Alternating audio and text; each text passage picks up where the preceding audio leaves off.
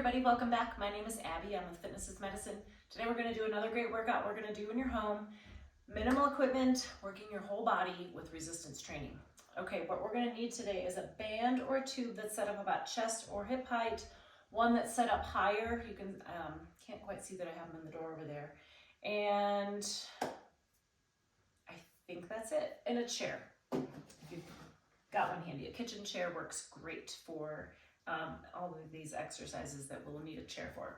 So we're going to start today in push-ups. Remember that you can do these a variety of ways. So you can do them on an elevated surface such as your treadmill or your kitchen counter, or your kitchen sink is a great place. I talk about that a lot.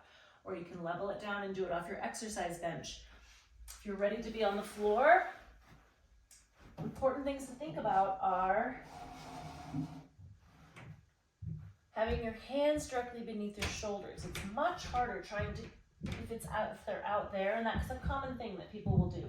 Also, if you're doing them from your knees, it's still the same position. So if I'm on my toes and you go up and down like that, or you need to drop to your toes, everything stays in the same position. So the other thing you can do if your hands bother you for push-ups is use a yoga mat or use dumbbells or use, there's different wrist things you can use, but also if they're really bugging you, do them up on the counter or kitchen sink, because you can wrap your hands around that sink and then it doesn't have that extreme pull on your wrists. All right, so let's do 10. You can start up on your knees or your toes. 3, pull up with everything you've got. So pull up with your abs, pull up, keep everything nice and tight in your body. 8, 9, and 10. All right. Another common thing is make sure you're not dipping your head each time you do a push-up. It's a really common thing to reach with your head. Think about reaching with your chest. Okay, great. We're going to stand back up. Make sure you stand up slowly if you're on the floor, because it can be hard on your blood pressure if you get lightheaded or something. Okay, next we're going to do almost sits.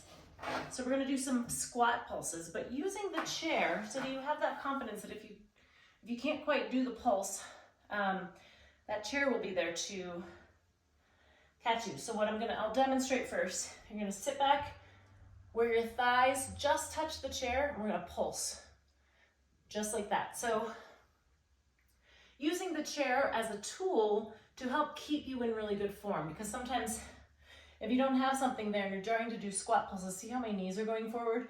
You want to sit those hips back like you're aiming for the chair. So we'll do little pulses. Each time you pulse, squeeze your glutes. Squeeze, squeeze. Get those glutes working, firing, activated to help your other muscles in your legs. All right, chest nice and tall. Barely touch, pulse, pulse, pulse, pulse. 5, 6, we're going to do 12, 7, 8, 9, 10, 11, 12, and then sit down if you need to. Okay, great. Now we're going to do triceps extension. So that's the band that's up in the higher position here. And I'm just going to have you stagger your feet. Sometimes that gives you a little bit better control with your back. Shoulders down and back to start. We're going to pull this down so your elbows are right in your sides. And the only thing that's going to bend and straighten are your elbows. So you're going to push straight down and then let it come back up. But notice that my elbows are staying stuck to my sides. It's common that people will kind of go like this and then go. And you're kind of getting your triceps, but then you also start to get your lats, which isn't going to hurt anything. But here we're really trying to isolate those triceps. Keep your tummy nice and tight. 3 more. 8, 9, and 10. All the way straight by your hips and back up. Okay, great. Next, we're going to do side stepping. I forgot, we need a loop band. So if you've got a loop band, you can use that, or you can grab a TheraBand and tie a knot in it. So we're going do side stepping. Again, another exercise for those glutes, but I want you to start in this stance. So I've got tension on that band. My feet are about shoulder width apart. My knees and hips are bent just slightly. I'm just in an athletic position. I'm not all the way down here in a squat, just an athletic position. Tummy tight, ready for movement. Keep those toes straight forward. We're gonna go back and forth, staying in the same place. We're gonna step out, over, but I'm maintaining that tension on the band. I don't want you to come all the way. Maintain that tension on the band. 4, 4, 5, 6. Should really be feeling it up in these thighs and your sides and your glutes. 10 and 10. Okay, wonderful. That's an easy one to do. Not a lot of space. I literally was doing it within a 2-3 foot space. But highly effective for working on those hip stabilizers. Okay, next we're gonna do bow and arrow pulls.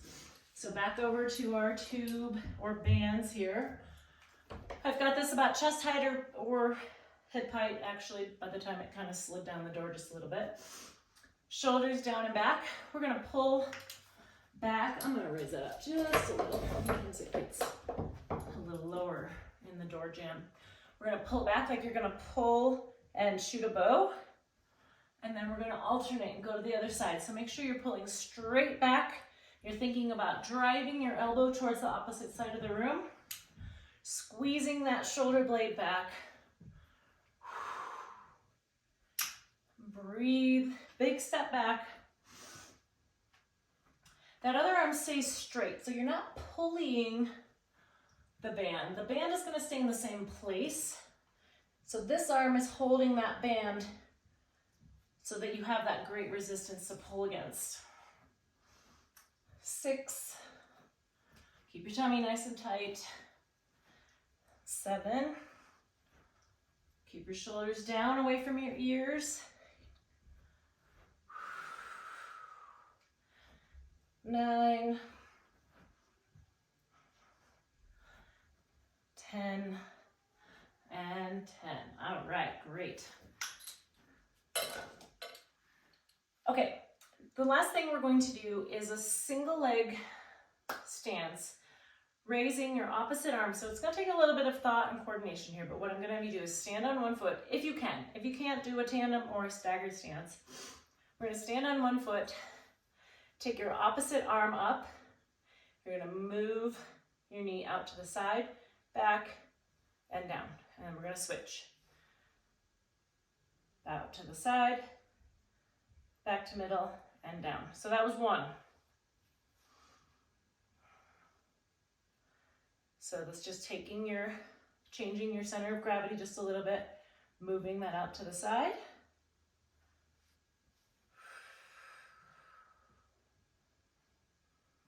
Now, if this is feeling relatively simple, slow it down. And then also you can add your arm going down. So we're both gonna go up. Let's go out to the side, up, down. So we're just adding a little bit of variation if you need it. If you're already having, if you're already feeling challenged with this, you don't need to add this. When you move your arm off to the side like that, it also changes your center of gravity.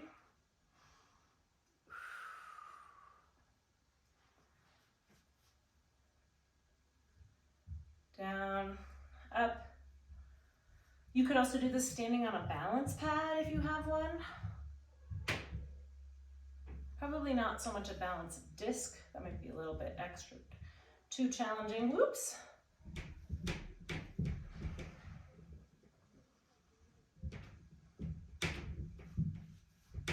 And then also, like I said, slow it down even more. Make it even more deliberate.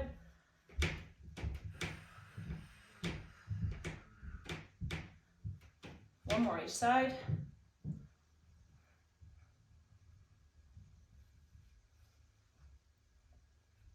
When you're doing these balance exercises, remember to think about spreading your feet. You're using the entire bottom of your foot, from your toes through the midfoot and in the heel. So many times people will just kind of stand,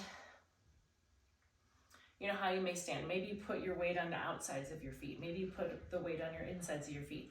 Maybe you stand back on your heels. So when you do your balance, that's how you start, because that's habitually what you do. But you can think about using all of your digits in your toes and all the way the entire bottom side of your foot to give yourself as large a surface area to balance as you can. Okay, go through these 1 or 2 more times, add a little cardio in between, get that heart rate up, give yourself a good full workout, and then follow with a good cool down and stretch at the end. If you have any questions or need any modifications, let me know. Otherwise, have a great workout, and we'll see you next time. Thanks, everybody.